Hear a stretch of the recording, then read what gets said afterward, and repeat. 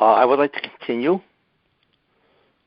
speaking about the contribution or the interaction of Esav, Edom, and Jews. And all of this emerges from what I spoke about before, the relationship between Yaakov and Esav. But I want to go now much more into today, what's happening today, and that really originated from the beginning by Yaakov and Esav. We know so far some very important ideas, and really these ideas are what's called the principles of what guides world history, certainly Jewish history. And that's that last prophecy that Rivka heard from the yeshiva of Shem Be'ever as regards to what was happening inside her with two children, Yaakov and Esav. And of course they said that, we know that there are two great nations from within you, and one will always be greater than the other. But ultimately, the end of all of this is Rav Ya'avoid Tzo'ir, which I mentioned. And what is especially interesting is that the older will serve the younger in one of two forms. But the older will serve the younger, which tells us that the meaning of the older, which is Esav, that the meaning of his behavior and his descendants is all to service Yaakov in terms of advancing the tikkun, which is really very interesting. It's just two different forms, even though there are different forms. So it's either Rav Ya'avoid Tzo'ir, which means that the older will serve the younger, right? That means Esav and his descendants will serve Yaakov in terms of the tikkun process and bring in the redemption. But then the Medrash says, because Ya'avoid in the Torah has no nikudot, it has no punctuation, right? So you could read Rav Ya'avoid, and the older will persecute, so the younger. So what that means is that if they will also serve the younger, which is Yaakov and his descendants, but not in the form of assisting them in a good way, but in assisting them in terms of giving them punishment, I should say retribution, right, if that's what they need because they sin. That's a very important concept. In other words, the bulk of the punishment that Yaakov and his descendants will receive if they sin, which means they get out of line, will be that Esav will be the cop, or I should say Esav will be the judge, the jury, and the executioner, so to speak. Now I will show you that has had, obviously, terrible repercussions. And I'm going to show you a statistic which is staggering to see the amount of contribution that Esav and his descendants has done to provide retribution and therefore satisfy justice to the Jewish people. Now, if we take a look, therefore, let's take a look at the history of Esav. Now, we know, this was a long time ago, obviously, Yaakov and Esav. This must have been something like probably 1600 BCE. BCE means before the Common Era. So it's 1,600 years before the calendar begins. In any case, now as time went on, so the Jews were subjected, obviously, to many different nations, we know, and the real Golus, if you want to look at it that way, obviously began at the destruction of the first temple, right? Which was approximately, there's a difference in dates between the English historians and the Jewish tradition. And in Judaism, the first Beis HaMikdash was probably destroyed, let's say, in 420 BCE, whereas the English has 586. That's a substantial difference. But whatever it was, is within that 150-year time period, and the Beis Hamikdash was destroyed. Now, what is very interesting is to note why it was destroyed and what the aftermath was, especially in terms of Esav. Now, you may say, wait a minute, there was no Esav. Who is Esav? Let's take a look at that, right? We know that Esav, the Torah says Esav became Edom, right? Esav was called Edom, but he gave rise to a nation, the Edomites, Edom. We know that. And they were a nation that lived in the south of Israel. It was sort of like the Negev area of Israel, And then Edom, the Torah says, Esav zu Edom. Okay. Now, who is Edom? So the Gemara says that Edom zu Roimi. Edom is Rome. So the Gemara clearly identifies Edom as obviously being Rome. And Rome, we know, when did it rise to power? Rome became a republic, which means it rose to power in 525 BCE, which is approximately the time of the destruction of the first Beis Hamikdash. That's a very important idea, because one could ask, well, what's the relationship between Rome, right, and Edom? Because the Edomites were who? They were a nation in the south of Israel, right? Whereas Rome is a nation in Italy. Now, Israel from Italy is quite a distance. So how does one come to the other?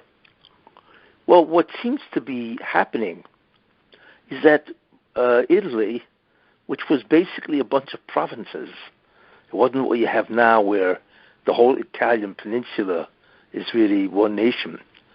But in those days, you had different, sort of like different countries or principalities, Now, there was a nation that conquered Italy. They were called the Etruscans. Now, the Etruscan had a whole civilization, and they have artifacts from that civilization. The problem is historians don't really know who they were and where they came from. But it is imagined, this is what they think, that the Etruscans, which captured Italy from, I think, 800 BCE till 525 BCE, the Etruscans, they say, was a country or nation that came from the Middle East. That's what they say, although they don't know where. So it seems, therefore, that the Etruscans might well have been Edom. In other words, somehow the nation of Edom traveled to Italy, and they took over the Italian peninsula, you see. And therefore Italy, became Edom, you see. Now, what was interesting is that around that time, which I mentioned, the destruction of the first temple, of the first Beis Hamikdash, right, Rome threw off the yoke of the Etruscans in approximately 525 BCE, and they declared themselves to be a separate nation from the Etruscans. In other words, Rome became a republic, which is very interesting, you see. So therefore, the beginnings of Rome, as far as Jews are concerned, is approximately when the Romans overthrew the yoke of Etruscans, which seems to be that they were the Edomites, the original Edomites. In any case, the question then is, what is the relationship between the fact that the first Beis Hamikdash was destroyed, and all of a sudden out comes Rome, which is really Edom, which is really Esav. And I'm going to point out a very important principle. In fact, it is the secret of anti-Semitism.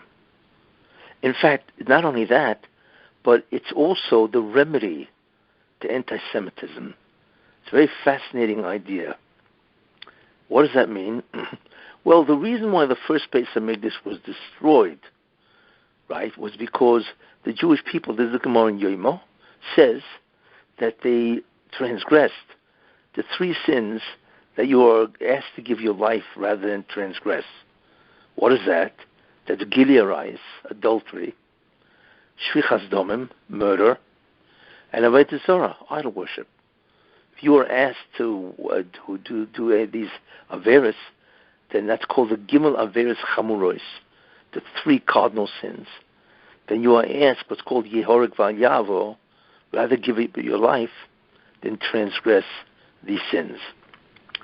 But you'll notice something, that there's a common denominator with these sins, especially the first two, adultery and murder. They involve a tremendous amount of sinah, or hatred, you see. Because adultery is not merely a sin of pleasure. It's a sin of a complete disregard of your fellow Jew, to the extent that you will avail yourself of his wife. That's a tremendous amount of sinah, or complete disregard and disrespect of your fellow Jew. And obviously murder is the same thing. Therefore we see that the major sin in the first Beis Hamikdash, even though the Chazal don't tell us directly, sinas chinam, baseless hatred, there's no question that those sins involve a tremendous amount of baseless hatred, which is very important. And now we begin to understand a very fundamental principle. Esav, after everything that happened, we know Yaakov took the blessings. Esav hated Yaakov. The Torah says that. And Esav hated Yaakov because he had, according to him, stolen his brachas, right? So he hated him. That is the beginning, if you really think about that, of sinas chinam, that Esav hates Yaakov, you see. And therefore, what the Rabbi does is very interesting. If the Jews are guilty of sinas chinam, baseless hatred, well, not only there's a tremendous hatred, but there's a tremendous amount of disrespect of one Jew to another, then God judges the Jews based on midah keneged midah, measure for measure. What does measure for measure mean? Because that's true justice. What you do is what happens to you in the exact opposite. That's measure for measure. This is the true application of justice.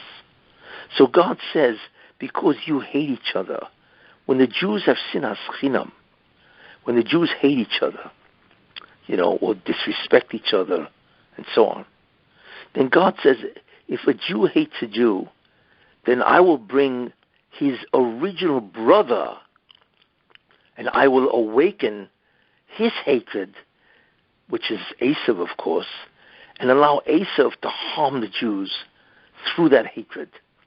You see how the midah keneged midah works, measure for measure. In other words, what I'm saying is a very important principle, Yesod, that measure for measure brings out tremendous anti-Semitism among Esav. Just like you want to hate your brother, I will allow your brother Esav, the original brother, and Esav is really, as I said, is still our brother in that sense. He will hate you, and he will have the opportunity to destroy you, measure for measure, which is really fascinating. That's why, when the first Beis Hamikdash was destroyed, because of sinas chinam, even though the immediate reason was the three cardinal sins, right?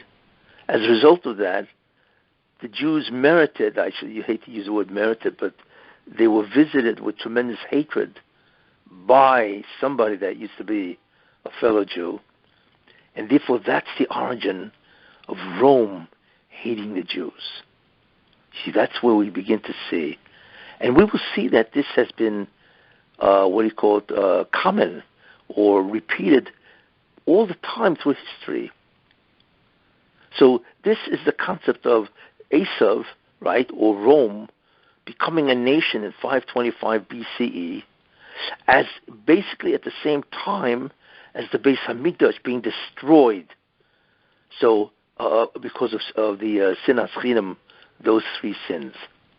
So this is the beginning, right, of the awakening of Esav, as in the form not of Edom, well, in the form of Edom and Etruscans, and certainly in the form of Rome, because they became a nation at that time.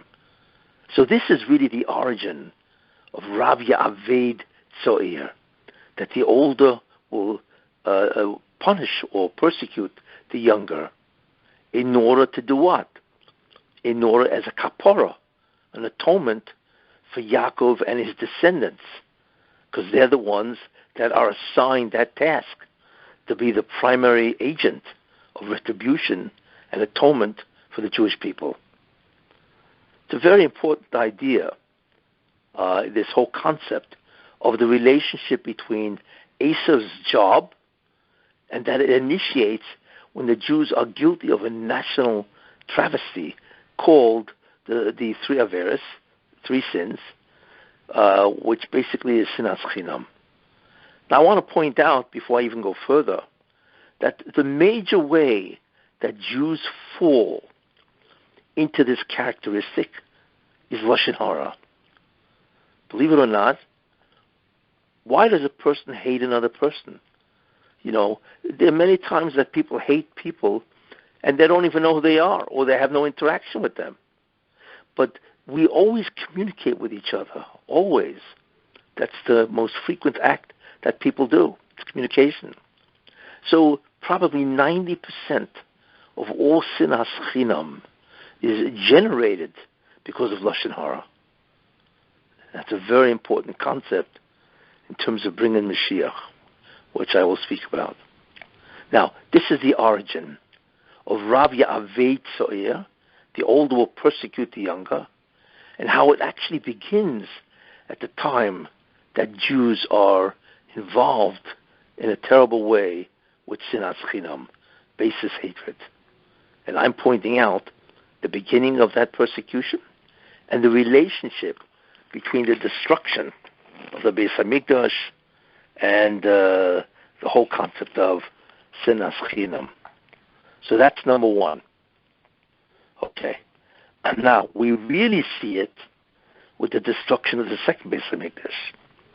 In other words, if you were not sure what's going on with the Romans in the first Beis Hamikdash when they became a republic, then you got to hear this. Now Chazal tell us openly, right, that the second Beis Hamikdash, which occurred in approximately 70 CE, CE meaning Common Era, right, that the destruction happened, why? By Rome, which we know, because of sinas chinam. Chazal say it's sinas chinam.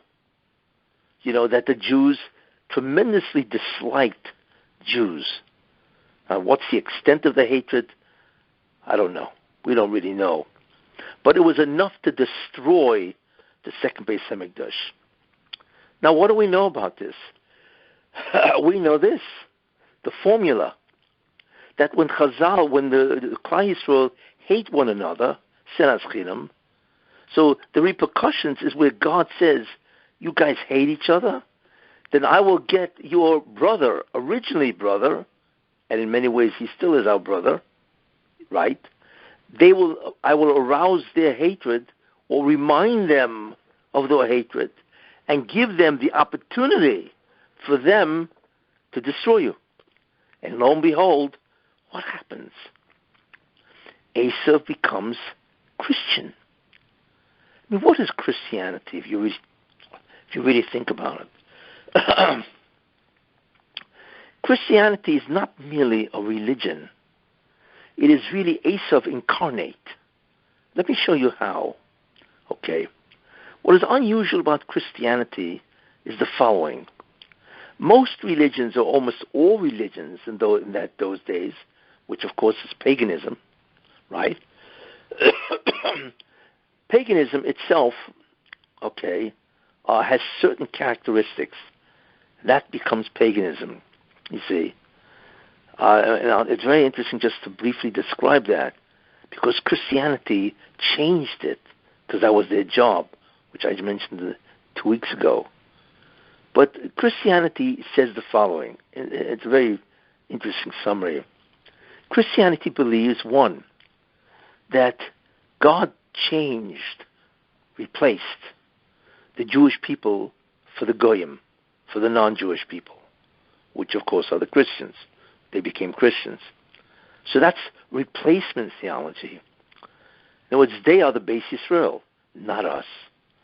The second major shift that they believe, right, is that they have the Messiah, not us. Their Messiah, Yeshu, that's what they believe.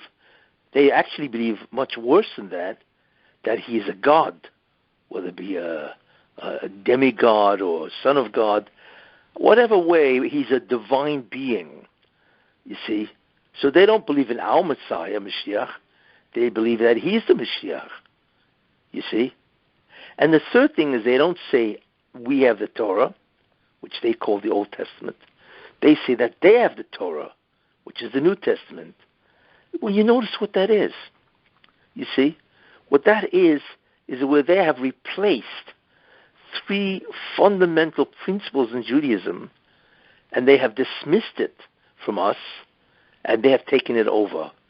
That means that the basis of Christianity is Judaism. Because if you didn't have Judaism, there would be no such thing as Christianity. Because Christianity isn't like a religion that has independent ideas that have nothing to do with Judaism. It is solely based on Judaism. But it's based on the fact that it's based on, I should say, a not Judaism.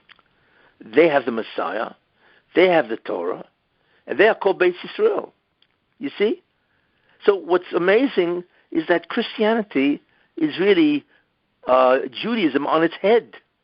It's a reversal of Judaism. We say yes, they say no. You see? That's an amazing idea, because paganism has nothing to do with Judaism. Yet Christianity is the exact opposite of Judaism. Why? Because that's Esav. Esav didn't introduce a new religion. Esav is a deviation. Esav, the concept of Esav, is an oppositional force. It's a deviation from Judaism. You see, it's an overthrow of Judaism. And that's really what Christianity is, if you really want to think of it in a profound way. So, as a result of that, this is why Judaism is so tied to Christianity. I mean, there's so many ideas and what they call legends and so on, is from Judaism. But what Christianity did, which is interesting, is they combined Judaism with paganism. Because when Paul wanted to bring it to the nations of the world, and he's the major person that introduced a lot of the ideas, you see, then what Paul did is he wedded it to paganism. So if you think about it, Christianity is basically a no to Judaism, but it's more than that. It's paganism with a Jewish veneer, a Jewish window shop. You see, it's really what it is, and that's really what Esav is. Esav is not a religion on its own. Esav is an opposite of Judaism, because that's really, like I said, what Esav is. You see, and that's its essence. You see, so therefore, that is why Esav is so tied to Judaism. You see, so what happened is this: if the Jews have sinas chinam, if you recall, do you remember what I said sinas chinam does in our relationship to Esav? It's a midah keneged midah. It's a measure for measure. That means God says the retribution to the Jews, because you hate each other. And that's exactly what happened in the second Beis Hamikdash. And the rabbis tell us it was sinas chinam, directly, expressly. So God said, then I will awaken Esav, right, and give him the opportunity to destroy Judaism. And that's exactly what happened. So all of a sudden, Esav that hates Yaakov and the Jewish people, Esav Sina Yaakov, which Chazal tells that Esav hates Yaakov, they were aroused, right? And they destroyed the second Beis Hamikdash. Sinas Chinam. In other words, their Sinas Chinam that destroyed the Beis Hamikdash, right, is a punishment. It's an exact opposite of what we did, which is our Sinas Chinam, to Klal Yisrael. That's a very, very profound concept, that the origin of Christian anti-Semitism, which is the real anti-Semitism, is Sinas Chinam of the Jews as a punishment. It's a very powerful concept. That's its origin. And it was demonstrated explicitly in the destruction of the second Beis Hamikdash. Now, it's also very important, is the Chofetz Chaim says, and also the famous commentary, the Maharsha, says the same thing, that Sinas Chinam would not have the ability to destroy the temple, you see, even though it's a terrible sin. What it was, and that's what they want to bring out, is Lashon Hara. In other words, as I said, Lashon Hara is responsible for enormous amount of Sinas Chinam. That's the major vehicle, how Sinas Chinam is created and disseminated. So they say that it was Lashon Hara, doing Sinas Chinam, that is what destroyed the temple. You see, that's a very important concept, because it tells us that it's, in the end, it is Sinas Chinam that arouses or reawakens the hatred of Esav as Edom, as Christianity, to do what they did to the Jews, to destroy their temple. That's what does it. And the vehicle is the Lashon Hara itself. Now, to prove that, how does Christianity destroy the Jewish people? And I will tell you. Because the Christians have authored one of the greatest slanderous document ever written against the Jews. It is called the New Testament. The New Testament has statements about Judaism that are absolutely terrible. You know, if you look at it and so on, what they say about the Jews, that they're terrible people, they're harlots, whatever, children of the devil, and so on. You know, that's terrible Lashon Hara. And that's what created the whole climate. The New Testament created the climate that the Jews are an inferior race. Therefore, God has, sent them into exile, and so on. You know, and that's why they're guilty of exile and so on. Why? And this is what the New Testament says. So that has created an incredible climate of anti-Semitism. That is why. So again, there you are. So that's the Midah Keneged Midah, the measure for measure. You people, Jews, God says, and the judgment says this, and the Kitrugim, the prosecutions, these guys are filled with Sinas Chinam. And therefore the punishment will be the popularization or the canonization of a document which will spread throughout the entire world that has terrible slander against the Jews. And like I said, that document is responsible, really, in the end, for anti-Semitism. Because really, in the end, if you think about it, in the time of Rome, there was no such thing as anti-Semitism per se. They didn't hate Jews. Rome wasn't interested in hating. There were a lot of people that they thought were inferior, the Germanic barbarians, the Visigoths, and so on, you know. What they hated was they wanted to make everybody subject to Rome because they wanted tribute. Rome was interested in conquest. They thought everybody was inferior to them, you see. So real anti-Semitism isn't because you hate the Jew, right? Because you want his money, you know. No, anti-Semitism is a theologically based hatred, you see, that I hate the Jew because of who they are, you see.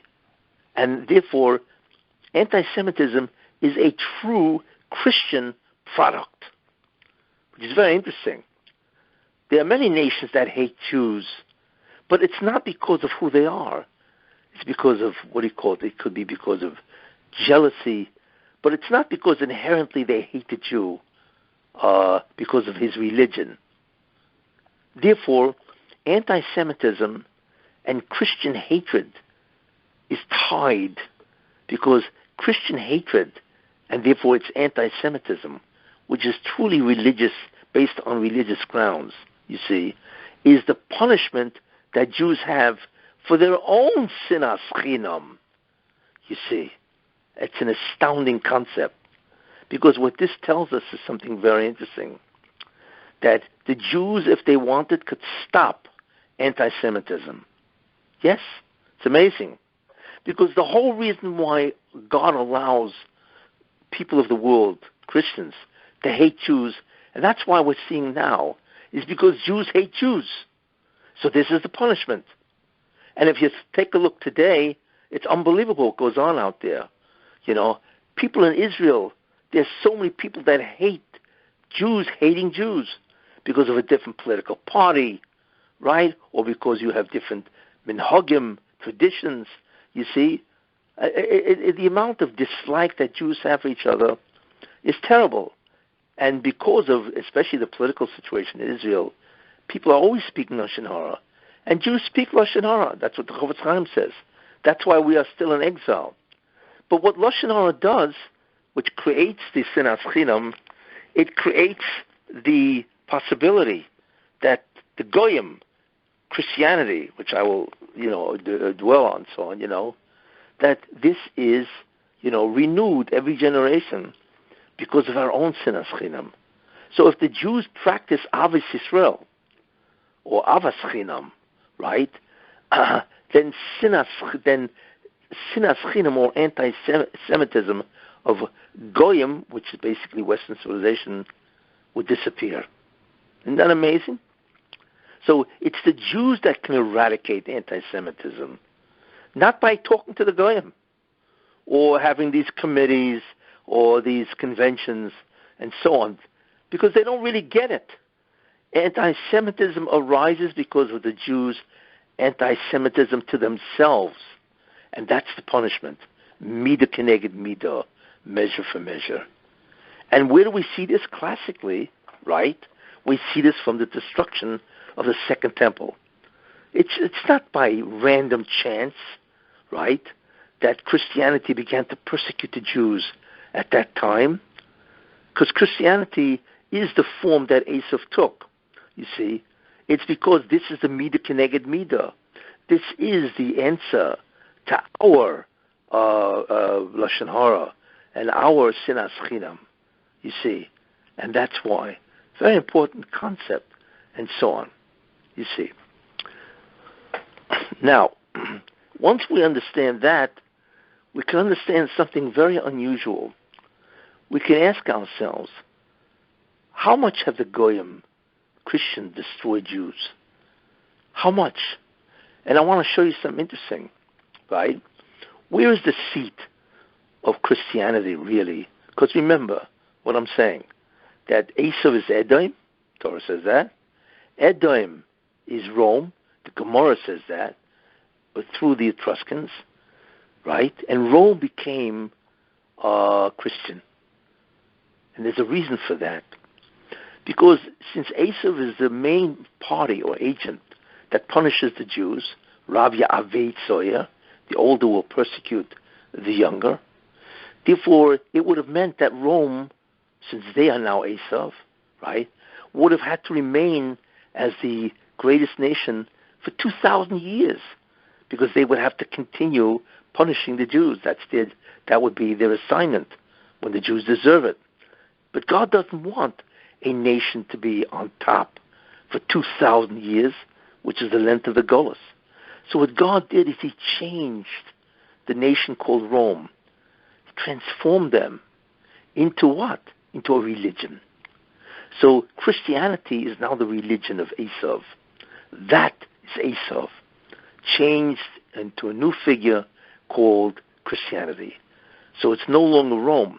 But it's interesting that the name Rome still applied. You have the Roman Empire, the Eastern Roman Empire, the Byzantine Empire, and so on. So the name still applied, but the real force of Rome became Christian in order to be able to persecute the Jews. And then we know, of course, that the way they persecuted them is Rome became a religion, Christianity. Christianity became Western civilization. So really, Western civilization is Christianity today, is Esav, and we are subject to the vicissitudes of Rome, of Christianity. You see, that's what's happening. But I want to point out something and just show you what's something very interesting. Where is the seat of Christianity? It's in Italy, in Rome. You see, that's where it is. But if you think about it, that's quite bizarre. You know why? Because Yeshu, their founder, he didn't live in Italy. He never went to Italy. What does it have to do with Rome or Italy? Just because they became Christian doesn't mean that that's the seat of Christianity. Really, the seat of Christianity should be in Jerusalem, right? Or in Israel, the Galilee or whatever, because that's where he lived. Why is it in Rome, if you think about that? Because, like I said, Rome is the spiritual heir of Esav. And because it took over Esav's job, right, therefore Rome took over, therefore Christianity, the seat of Christianity, is now in Rome or Italy. You see, that's where it is. That's where it belongs. You know, I remember that I was once in Italy, and I was in the Vatican. And the Vatican has some very interesting museums. See? So I remember I walked into the museum, and the place was filled with Roman statues. Yeah. I said to myself, what am I doing in, what does it have to do with Christianity? It's all Roman statues, you see. And then, of course, I knew the answer. Because Rome became Christianity. Christianity is an incarnate of Rome. And therefore the Vatican, which is the seat of Christianity, right, would have a total connection to Rome. That's why. In fact, if you take a look at the word Vatican and you spell it in Hebrew, Vatican, spell it out in Hebrew, then and you jumble the letters, it spells out Tikkun. Right. The word Vatican, if you jumble the letters, Vatican, right, it actually spells out the word Tikkun. Because the whole purpose of Rome or Christianity is to bring a Tikkun to the Jews when they need a Tikkun through punishment. So the word itself represents that, you see. And that's a very important idea. Now, like I said before, to what extent have they destroyed the Jews? And I'm going to tell you a very fascinating statistic. Okay? Historians estimate that 2,000 years ago, which is the beginning of course, Christianity and so on, and Beis Hamikdash was destroyed, historians estimate that there were approximately 10 million Jews that lived at that time. Now, fine. That's 2,000 years ago. How many Chinese were there? So they estimate that there were 25 million Chinese. That's how many Chinese there were at that time. How many Chinese are there today, which is basically 2,000 years later? Well, we know is approximately 1.4 billion Chinese. Well, we can understand, because if a nation multiplies, undisturbed, so to speak, for 2,000 years, it'll go from 25 million to 1.4 billion people, right? So how much is that multiplied by? Well, if it starts out at 25 2,000 years ago, million, 2,000 years ago, and now it's 1.4, right? So that's 40, that's almost 60 times the amount that it was, from 25 million to 1.4 billion. So let's assume it took about 2,000 years for them to propagate, reproduce, to produce 1.4 billion people. Okay, so that's a factor of almost 60. But wait a minute. How many Jews are today? Well, it started off at 2,000 years ago at 10 million. But wait a minute. Doesn't make sense. There's only 15 million Jews in the world. How's that possible? Because if the formula is correct, right, it should be multiplied at least 60 times 10. So 10 million times, let's say 60 times, is 600 million people. Well, how come there's no 600 million Jews? Could you imagine how many Jews that is? Yeah, it makes sense, because the Jews have been multiplying, right, for 2,000 years. So if you start off at 10 and you put a factor, a multiplier of, let's say, about 50 or 60, there should be at least 500 million Jews in the world, just like there are 25 million Chinese, and now there's 1.4 billion. But that doesn't make sense. 15 million Jews is all that there is after reproducing for 2,000 years? It doesn't make sense.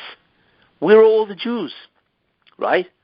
That means there's at least, right, 480 or 85 million Jews missing. And not only that, we should be much more than that, because we started as a nation, right, at the time of Avram Avinu. And Avram Avinu was 1,800 years before that, right? So we really now should have almost 1 billion Jewish people. You imagine? Just based on normal population growth. So how is it possible that the Jews, which are basically the oldest nation of antiquity, right, has only 15 million people and not, over a billion Jews? And the answer is because that's what the Christianity has done. Because of the pogroms, the expulsions, right, the inquisitions, and so on. All of these have decimated the Jewish people. You see, the Holocaust. So over thousands of years, every couple of years there would be a tremendous wipeout campaign. Millions of Jews would die over the years. And after a while, after 2,000 years, there's only 15 million Jews left. That's incredible. You are looking at the repercussions of anti-Semitism. Yes. But how does it work?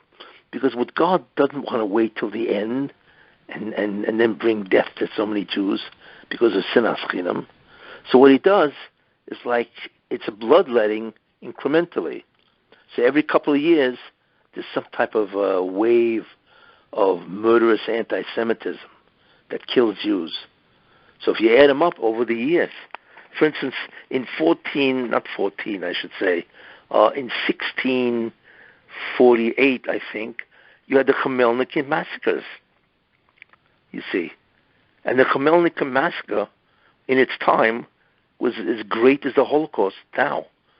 1/3 or maybe 1/2 of European Jewry died at the hands of Khmelnytsky. So over the decades and centuries, hundreds of thousands of Jews died. And after a while, it totals millions of Jews. So what God does is he applies it incrementally, because he doesn't want to do it in one time. So in order to satisfy justice, he does it incrementally. But the main idea is, who is doing this? And the answer is, basically, it's Christianity.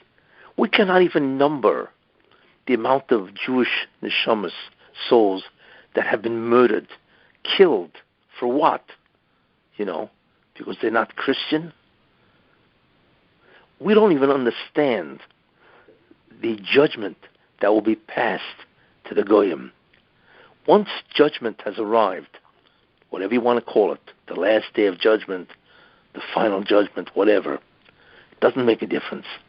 But once judgment is allowed to pursue its total goal, which is complete satisfaction of justice, you will not be able to believe the destruction that will be visited on mankind, especially Christianity, because apparently they have done the major work of destroying the Jews.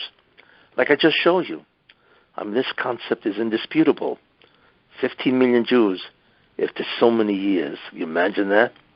And there should be really, since Avraham Avinu, at least 1 billion Jews. Unbelievable, isn't it? But in any case, this is a relationship, or the assignment of, in that sense, of Esav, the concept of tikkun, that they've been doing for, thousands of years and so on, you see. And that's what propagates anti-Semitism. It is the sinas chinam, the anti-Semitism of one Jew to another, although that's not the proper term. It's really called baseless hatred that invokes the anti-Semitism of Christianity, and that's what's happening today, you see. But remember also that I had mentioned this, a week ago, 2 weeks ago, that Esav also has a positive mission, and that is to change the world, to assist in bringing the tikkun in a positive sense. You see, and I mentioned that paganism has several features to it, and Christianity changed it all. One of them is that they believe in many gods. Paganism, polytheism, and Christianity has introduced the concept that there are, they call it one God in 3 parts, whatever, but relatively speaking, it's nowhere near what the polytheism of Greece and Rome used to be, and so on, all the Greek deities and so on. So they have created what's called relative monotheism, which is tremendously Jewish-like. Second thing, which they have reversed paganism, is paganism, does not believe in a Messiah. They don't believe in a individual that comes and changes the world and introduces good. But Christianity does preach that. They believe that their founder will come back and change the world, a messianic figure, and so on. So that's a second new theological concept that they introduced, which again is based on Judaism. The third idea is that there will be a messianic era, that the world does not end in evil. The world will end in a tremendous spiritual awakening, which is true. Again, it's from Judaism, but they're the ones that have spread it throughout the world. And then the fourth idea, which is very important, paganism does not believe in a hereafter. They don't believe that there's a life after death, that there's an Olam Haba. No. They say a guy dies, he's dead. It's over with. And you have to try to struggle and live in the time that you're here. There's no hope for resurrection. There's no concept of a resurrection.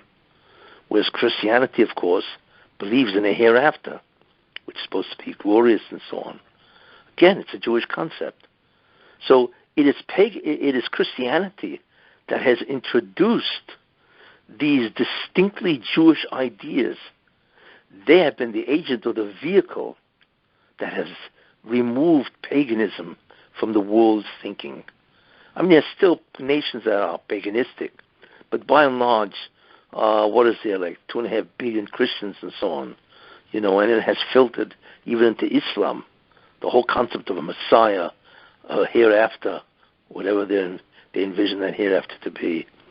But so there's no question that Christianity, in their merit, has removed paganism as a theological concept, and they have introduced a tremendous amount of Jewish ideas, you see, which is very important, because when you believe in a hereafter, then you believe also that there's repercussions to your deeds.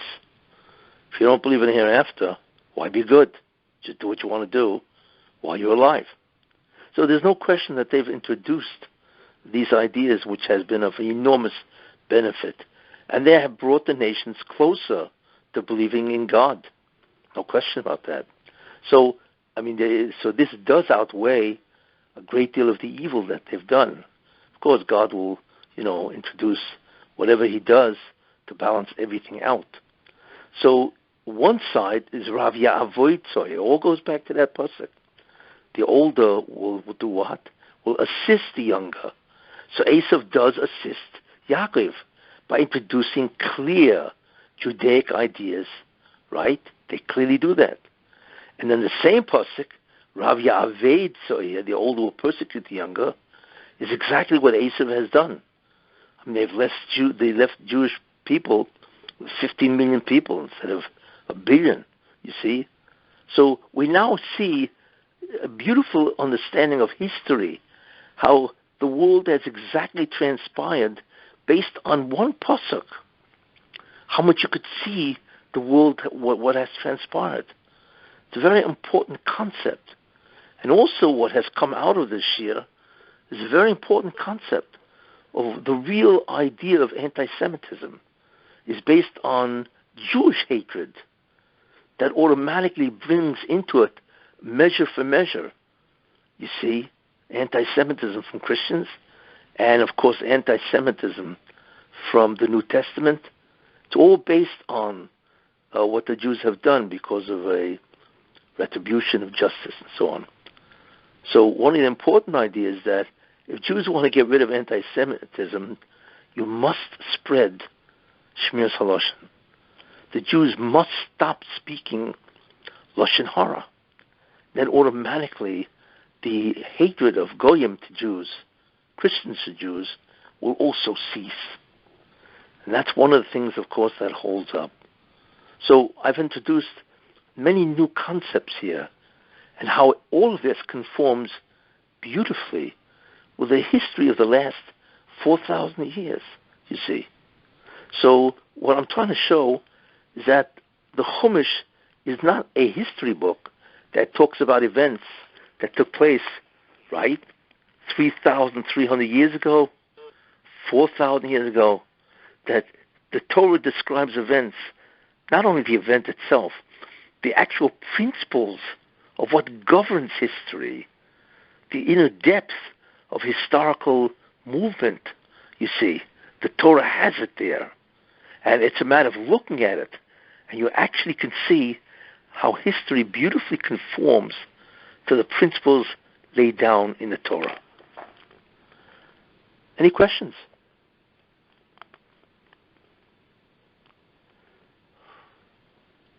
So now, even in our days, every time we see a rise in anti-Semitism, like even today, on I don't know if you probably didn't even hear, but on ABC, on a major network, there was a morning show where I don't know if you ever heard of the actress Whoopi Goldberg, but she's some actress, and she was saying how the Holocaust wasn't about race, and it wasn't about racism. It was just about two groups of white people fighting, and she's black. And everyone's like all talking about now how just like the rise of anti-Semitism, that now it's even like in our face on the, a regular TV show and, a news channel. And so when we see that, automatically we should think that A, it's our doing, and B, we could stop it through Lashon Hara, stop speaking Lashon Hara. I want to tell you something. Whoever Whoopi Goldberg is, and I have no idea, and so on, I want to tell you something. This woman is a complete ignoramus. All she has to do is read Mein Kampf. Hitler wrote a book describing what his beliefs were and that he intends to implement it if he ever can get his act together, which is exactly what he did. Right? It's astounding to hear somebody make comments which displays openly their ignorance of history. But that is such a foolish comment when Hitler, who did it, actually wrote why he did it. And he says, because the Jews are the conscience of mankind, they are the scourge of mankind, they have made us into weaklings, into wimps, they must be destroyed. I mean, it's beyond belief how stupid and ignorant people can be, So she's not even correct. I mean, it's just beyond belief. How could she make that statement? But it's not even true. Everybody knows what anti-Semitism. It's not white so white, because why is it basically directed at the Jewish people? Everybody knows that anti-Semitism is unique. It's different than one guy hating another guy because of something he did, right? They hate Jews because there's something about Jews that brings out hatred, because it makes no sense. It's not rational. If you examine anti-Semitism, where it occurs and when, it doesn't make sense, and so on. Like it reminds me of during World War II. So the Japanese were allies of the Nazis. So they didn't understand, because they're Asians, they're Far East. They didn't understand why is Hitler killing the Jews. They don't know.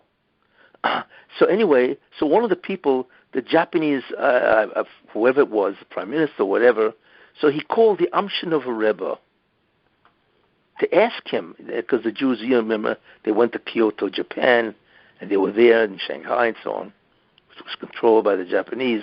But in any case, so he called the Amshin of a Rebbe, right? And he asked him, why is Hitler killing the Jews? He doesn't know why. Like, well, what'd they do? What could they have possibly done to merit an utter destruction? So the Amshin of a Rebbe realized that his answer is incredibly significant, because he didn't want the Japanese to do the same thing as their allies, the Nazis. So he realized what the significance of his answer. Fortunately for us, God was with him, with the Amshinova. And the Amshinova said to the Japanese, I'm not sure if it was the emperor or whoever it was, the prime minister or whatever. So he said to him, the reason why they want to kill Jews is because the Nazis hate Orientals. Mm-hmm. And we know the Jews are Orientals because they're Middle East, right? But the Japanese are also Orientals. It was a brilliant answer. In other words, it's not just us that hate. They hate you guys too. The reason why they're your allies is because they need you to take over the world or whatever. You see? So again, the Japanese themselves didn't understand. What's this all about, this Jew hatred? Like, what did they do that you hate them so much? So everybody knows anti-Semitism is unique, because when you examine the historical events, it's irrational. It doesn't make sense, There's some type of inborn, inherent hatred, and we know what that is, It says, Esav Sonei Yaakov. The inherent hatred of a Jew, right, can be viewed in different ways. But one of the fundamental ways is that's the price that we pay for the neshama that God gave us. So when a person talks to a Jew, inherently his neshama, whatever soul the goy possesses, feels the kedusha of the Jew, even if the Jew is not religious. This is the problem. We walk around with a neshama. The Ramchal says this. The Jew has a neshama which is nowhere near compared to anything else. This is what God did in order that the Jew should be able to do the tikkun. So God invested in the Jew, right, a neshama, a soul that is extraordinary, which is connected to all the five ilamas. And therefore, when the Jew does a deed, a mitzvah, he affects all five dimensions. That neshama is awesome. You see, that's called the pinta liyid, if you want to use the Yiddish expression. And when you talk to a Jew, there's something about in you, a goy automatically feels there's something different about this person, even though he doesn't know what it is. The Jew himself barely understands what it is. But we call it the pinta liyid. We call it the spark or the Jewish point, however you want to translate it and so on. That is the real cause of anti-Semitism. Because what it does is a person begins to feel there's a certain superiority of the Jew. He doesn't know why. And that begins to come across as tremendous jealousy, especially if the Jews are successful. And they are. The Jews have been the mainstay of so many civilizations, you see, and there's tremendous amount of jealousy. But the origin of that jealousy is this distinct difference between the spiritual soul of the Jew and the Goy. Now, the Goy doesn't have to be jealous, right? He himself, if he becomes a Noachide, even if he doesn't become Jewish, a Noachide is on a much greater spiritual level than a Goy, than a regular non-Jew, because he's observing, well, if you want to call him a Ger Toshav, whatever, and they mention often in the Chumash, the Ger Toshav, and so on. So that's what a Noachide is, you see. He is on a much higher level spiritually than a regular non-Jew. But if somebody wants to become Jewish, the door's open. He could also become Jew, and when a Goy becomes a Jew, he gets the actual neshama, or the level of neshama as a Jew. That's a tremendous gift that God gave to a Goyim, that even if you're not born with that neshama, you can get it by becoming Jewish. You see? So really the door is open. But even if you don't want to become Jewish, meaning by becoming a Noachide, you have now elevated yourself, qualitatively, you see, to a much higher level, and so on. But this is the basic understanding, the actual origin of anti-Semitism, or the jealousy that Goyim have, you see. But God uses that as punishment for the Jews.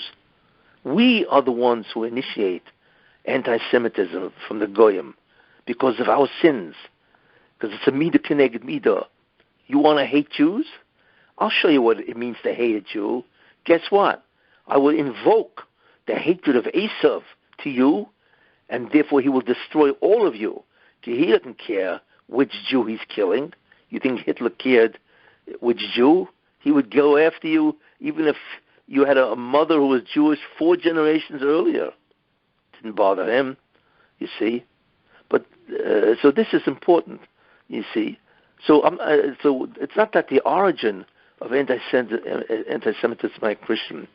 You see, the origin is that they are invoked to be hate a Jew because of the punishment that the Jew himself deserved. And like I say, the historical proof of this is the destruction of the Second Temple, which was because of Sinas Chinam, and therefore they destroyed the Second Temple. You see? I have a question. When a Jewish soul... what was that? When a Jew passes away, where does their soul go? In which olam does it fall in, or does it not go into olam? Like where does it hang? Like where does it go? Well, the first thing it does is goes to judgment. What has to happen? Because remember, every neshama, every person who's Jewish, must complete his mission.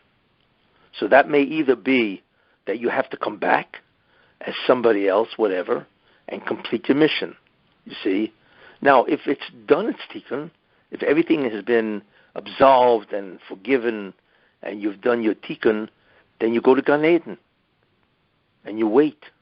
You wait for Tchias HaMesim, resurrection of the dead, and you come back with everybody else. You see? That's where it goes. Now, where is Gan Eden? It's probably in Olam Yetzirah. That's where it is. Olam Yetzirah is the second world, so Gan Eden or Elyon is there. But that's so. Therefore, a determination must be made what to do, because you must finish your mission. There's no such thing as not finishing your mission. Or you can, if you don't deserve to, if you did your mission, but you have a lot of sins, whatever, so you don't come back, you go to Gehenna, which is a spiritual place of atonement. Since you don't have to come back here and have a whole lifetime, because most of your tikkun has been done, but you still have a lot of baggage that you got to clean up. So then you go to Gehenna. There are different forms, which is Zohar talks about, of spiritual atonement. So a decision is made. And Gehenna, hopefully, what? And Gehenna, is that in the Olamot as well, or is that below it? No, Gehenna is below it, below everything. Because it's really the world of the Sitra Achra. It's the world of the Satan. You see. And whatever's meted out there, whatever punishment has to happen. I once gave a whole shiur about what Gehenna is and what the punishment is. It's not what people think, which is a mistake. But in any case, but it's below everything. You see. I'll look. Hmm? I have to look up that class. Yeah, I gave it quite a while ago, a couple of years ago. If you can find it, it's a great shiur. What really happens in Gehenna? Okay. Anything else? So, is there anything specific for Rosh Chodesh Adar that we should do, or anything that you like? Anything that we should know about? Well, I'm this year I've talked a lot about sinas chinam and lashon hara, and we realize how important it is, and how much history is determined by what we say and how we feel about Jews. Look, Adar is very special because it is the mazel of Yosef. Adar is the mazel of Yosef, and that's why it's which is really Mashiach ben Yosef. And we know Yosef, one of the sins that he did was he spoke lashon hara about his brothers. You see, and therefore he was punished. By condemning his brothers.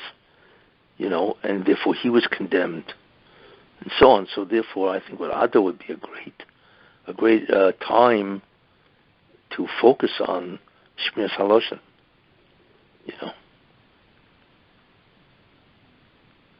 Thank you, Rabbi. Okay, great seeing you again, being back, and we will continue. Thank you.